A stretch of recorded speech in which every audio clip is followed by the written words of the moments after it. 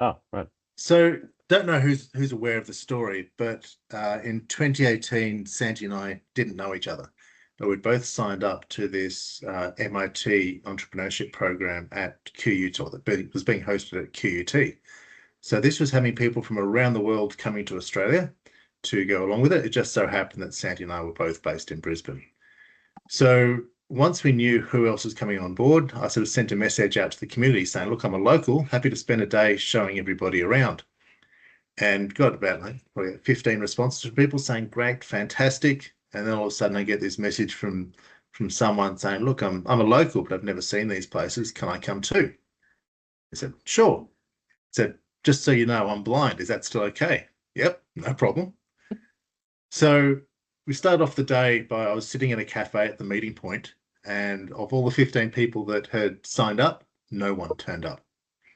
And I was all set to pack up and leave, and all of a sudden I saw this guy with a guide dog walking down the street, and sure enough, it was Santi.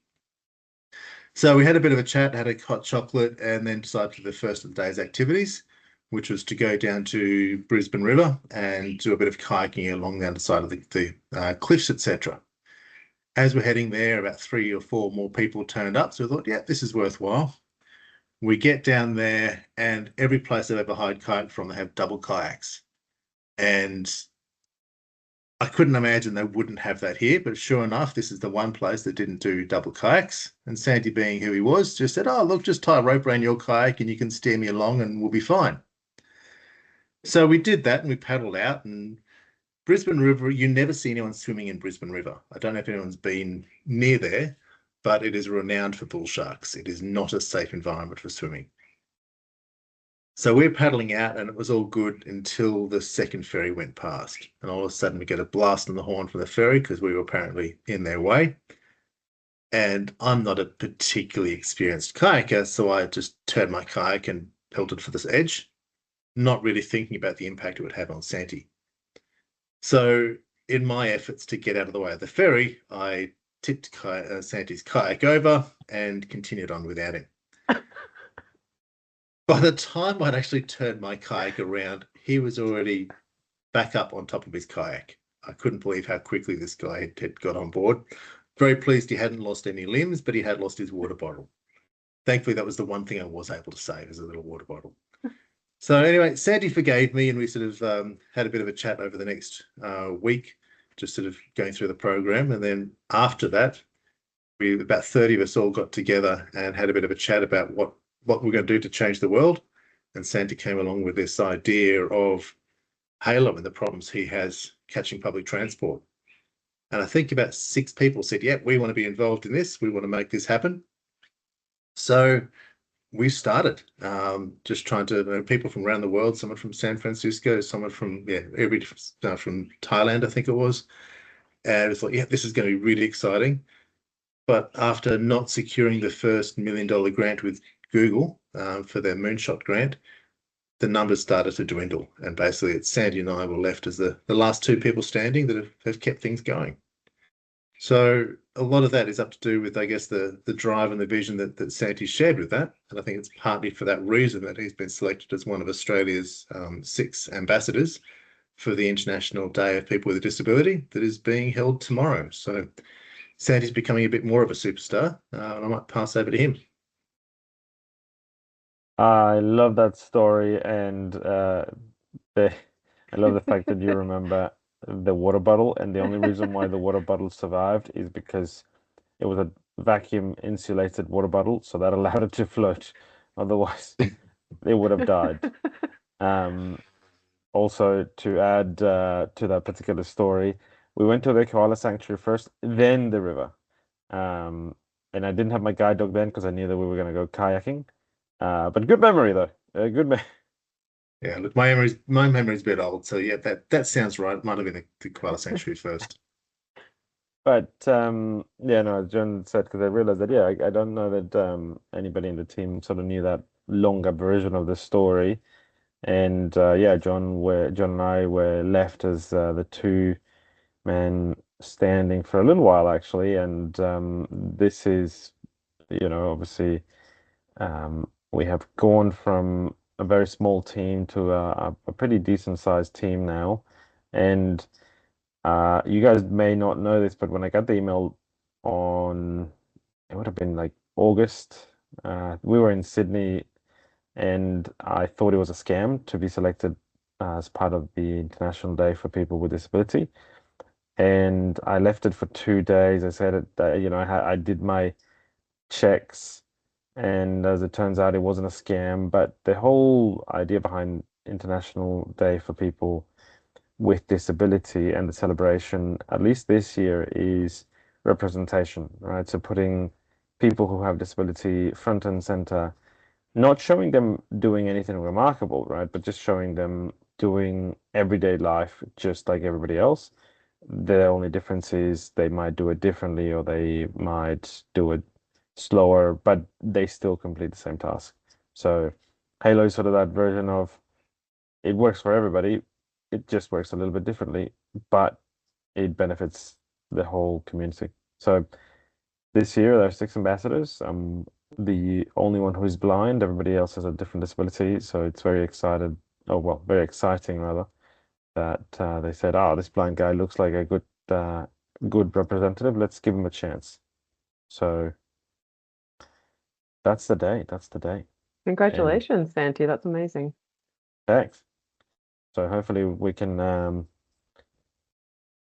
make the world proud with what we are doing because, we can make a big change. So let's keep coding and let's keep knocking those doors down. Awesome. And as a part of the celebration, we wanted to highlight a good friend of ours from Remarkable. Remarkable is an arm of Cerebral Palsy Alliance, John, or is it? That's right. Yes. Yeah. So the That's Cerebral correct. Palsy Alliance is a foundation that primarily helps people with cerebral palsy, Mhm. but they also have basically an accelerator program that they invest into to get startups going that will help people with a disability. And Hailo was one of the organizations that was selected. They normally do between 5 and 10 every year. This year they decided to only do 3 and provide a little bit extra support for them. And that's then becomes their ongoing revenue model that'll help keep cerebral palsy afloat rather than just relying on donations. And so it looks like Oliver, before he started working at Remarkable, had his own business as an animator or a producer, at least, of an Amongst other animation. things. That's one of the things he's done. I'm sure he's got many talents. But yeah, so what we're going to do now is just hear a little bit from Oliver. I'll just share my screen. And just as an FYI, unless people have looked him up on LinkedIn and or met him, I believe Oliver does also have cerebral palsy, so he has a disability. He's so lived experience right there. Okay, can everyone see the screen? No. Yep. Yeah. No. Oh, sorry. Sorry. Okay. That's better. That better make it into the cut. Yeah, that's right. Okay, here we go. This is just a little bit about Oliver first, and then we'll show the animation afterwards. There's no sound. There's no sound. Okay, sorry. You have to one second. restart that. So you So how do reshare I- your screen. So Reshare stop your screen, sharing. and there So should be a stop sharing? button before you Okay. hit share that says Oh, include sound. okay. Include sound. Sure. Okay, here we go again.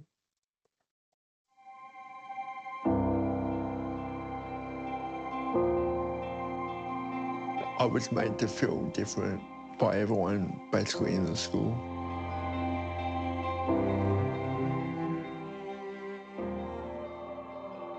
Disability doesn't define someone, it's a part of who they are. It's not all that they are.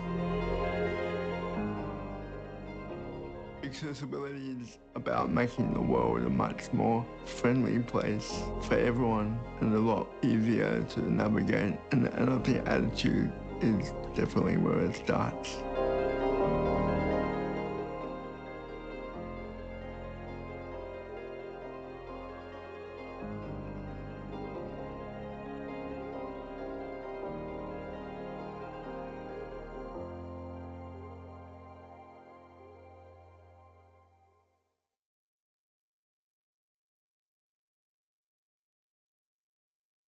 Is the video dark?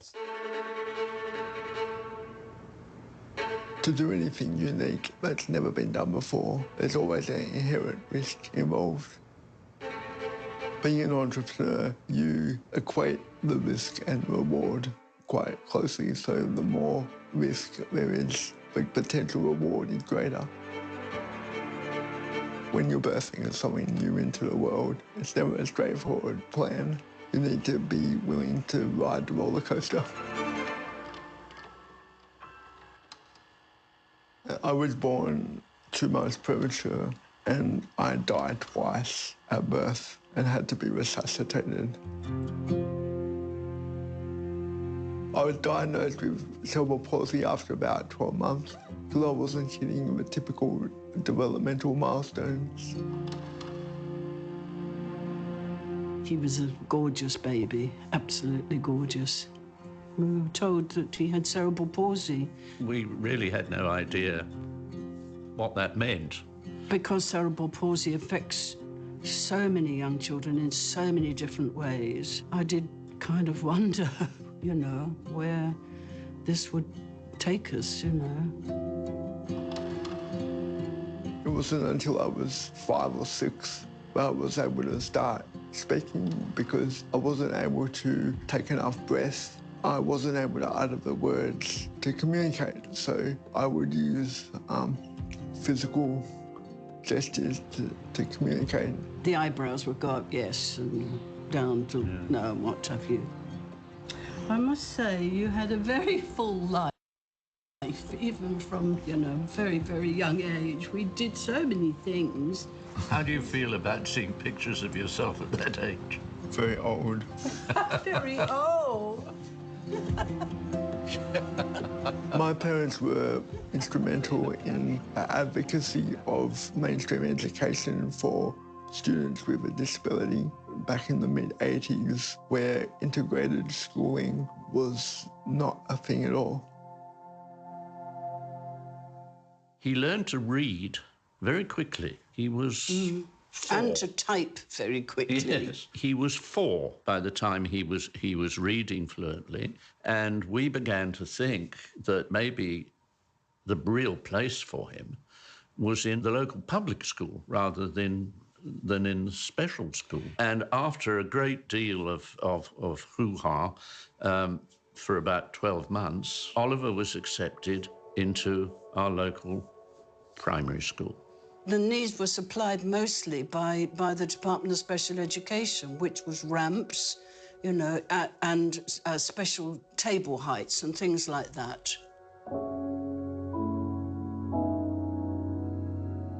But unfortunately, the headmistress was quite old school and didn't really want me there, didn't want the responsibility. The directive was that I needed a teacher's aide, which was really not the case at all. But I wouldn't be able to go to school if that teacher's aide was sick or off for some reason. So my parents would often get a call to tell them that Oliver couldn't come to school that day. The much more difficult problem is attitude. He was just another little boy, except that he had his own wheels.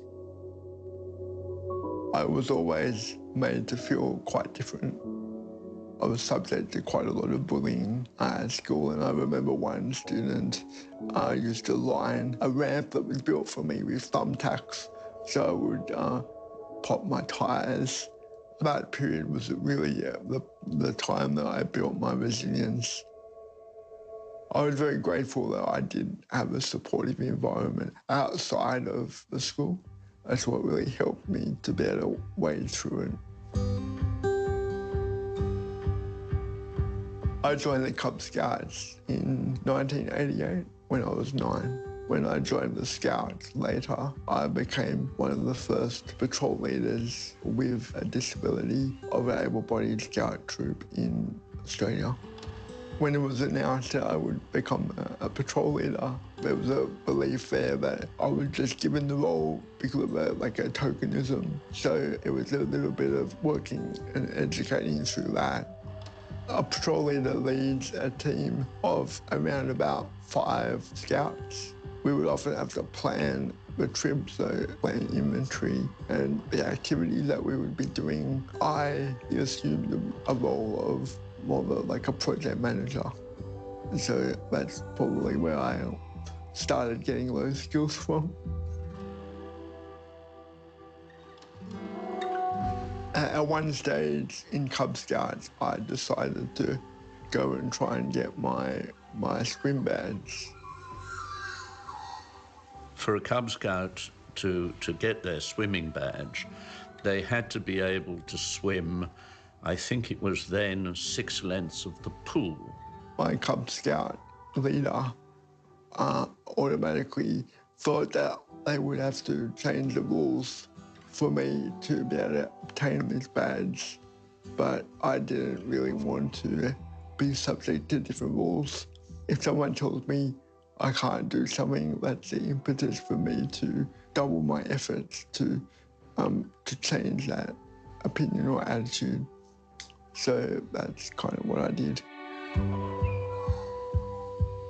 I swam quite a lot of laps in a pool. He did the 6 and he got his badge and could say that he'd rightfully earned it. You know. I've always been a firm believer that my disability isn't a barrier to achieving the goals and aspirations of people without disability. And not only has that allowed me to command the respect of everyone around me, but it's also allowed me to achieve more than really I could possibly imagine. Do you remember when you were doing your Duke of Edinburgh walk? So that full video is available on YouTube and Bing. And if you guys want the link for that, we can send that over to you. So now does anyone have anything that they want to comment about at this point before we start the animation? I think it's really impressive. I'll definitely go back and watch the entire thing. I'm hooked. It's a really beautiful video too. I didn't even It know is. that all of that about Oliver. Like, he never mentioned any of that. Which obviously, how could He's you? a very Like, unassuming guy, isn't he? yeah. Yeah, definitely. Yeah, awesome. All right, we'll move on to the animation now. So this is an animation that Oliver has produced. So let me know if you can't hear it. So one thing before you start, Yeah, this sure. is something I remember actually seeing about 10 years ago and thought it was a pretty impressive piece of animation way back then. So I got a bit of a surprise when I then heard that he was the one that was behind its creation.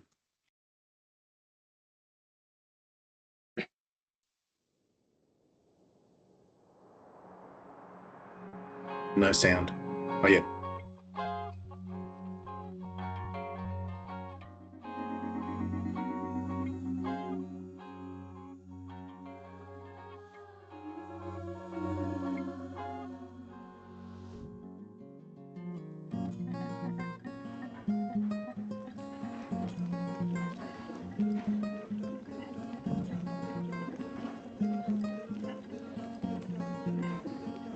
Not trying to be funny or anything, but what's happening?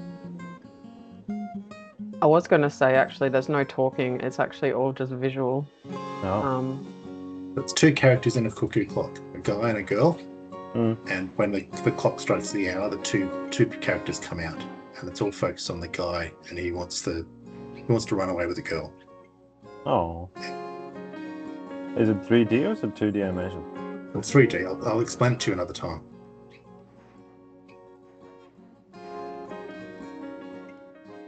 So this little wooden character basically is looking out a window, and they're running out on their tracks, about to meet each other. So they're once hour type thing. She's coming down some stairs, making her dress right, putting up her hair. He's fixing his hat. They're quite happy to see each other. And they just get to the front, in front of the clock tower, and they're finally meeting.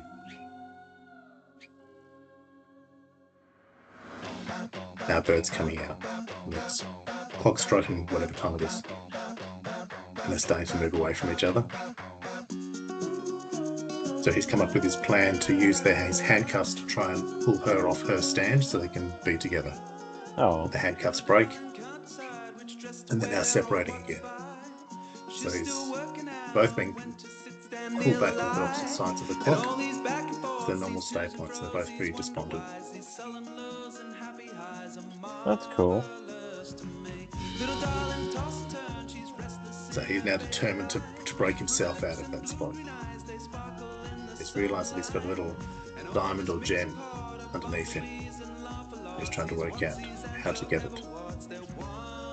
So he's drawing a little diagram onto an aeroplane. He's flying the paper aeroplane across to his girlfriend. He sends her a note about wanting the little diamond because the diamond's going to fill part of her. Yeah, the diamond in her heart will fill a little hole in his heart. Oh, So she's going to drop it and send it back to him. This little diamond's journey through all the cogs of the machine has come across back to him. And that diamond in the heart is actually the key to allow him to release from his spot. I mean, because she's lost her diamond, she's now stopped moving. So she's suspended. Serving the diamond as a key. And he's now been unlocked. He's now climbing up the clock tower. And she's still stuck frozen. He's taking the diamond with him now that he's used the key. He's got to go through all the different machinery and do a bit of a life or death Indiana Jones type battle, running the gauntlet. it sounds like it's a very complex animation. Like, it would have been very. It is a very complex animation, yes. So Indiana Jones would have been proud. So he's trying to break the clock tower now to release things. Bit of a life or death scenario. Everything's exploding. And the clock just struck 6 o'clock, so even though she's still, she's being wheeled out back out to the front. He's now bursting out on the bird this time, coming close to her, and puts the key back into her heart, the diamond back into her heart. Which brings her to life, but now the bird's gone back into the cage. He's now released the bird from the cage and picks her up. And they're giving each other a hug, and he pulls her away back into the cage. The two little musicians who have been watching all this are upset that they're being left behind, wondering what's going on. Now he's flying away out of the clock tower with the bird off to their new lives.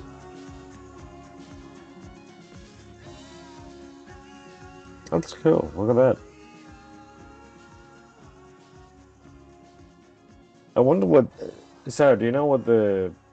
Is there a reason behind the animation? As in,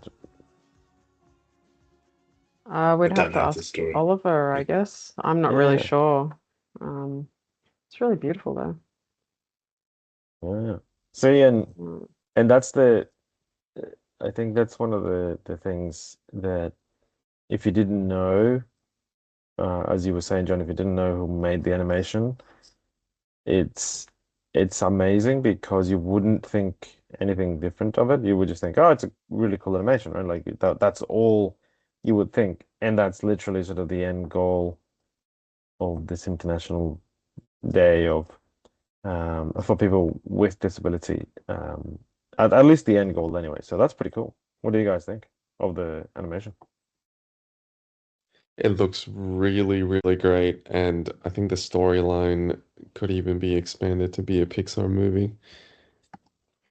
Very Probably. cool. It'd be a great Pixar movie, wouldn't it? Yeah, it'd be great. Oliver might have to engage John to do the voiceover for the animation. Sounds like a good role for me. Well, why not, right? Give something a go. So if Yeah. you do a little search, you'll actually find that the making of animation as well, but I've only seen a bit of it. It's still quite impressive about how they've added all the different texture and colors and just arrangement. It's quite impressive what he's been doing. Well, I So I've was just in put a link into both of those. the Absolutely. rendering and the design and the little details. That would have taken a long time, because obviously our animation, the one for Halo, that took a little while, and that was only 2D. So yeah, this would have been wow. That's cool. Is John frozen for everyone? John Yeah. appears to be Am I? frozen for Okay, me. that's John good to looks, know. John looks really serious. Your My diamond was camera's got taken lots away of from you. fun things. Your Oh diamond key was no. taken away from you. Well, congratulations, Santi. We're very excited for you and what's coming and all your different speaking events in the next week or so. No, thank you guys, and thanks Sarah for organizing the little virtual party. And it's not congratulations to me, it's congratulations to all of us, because if it wasn't for you guys, we wouldn't be here. So let's keep at it.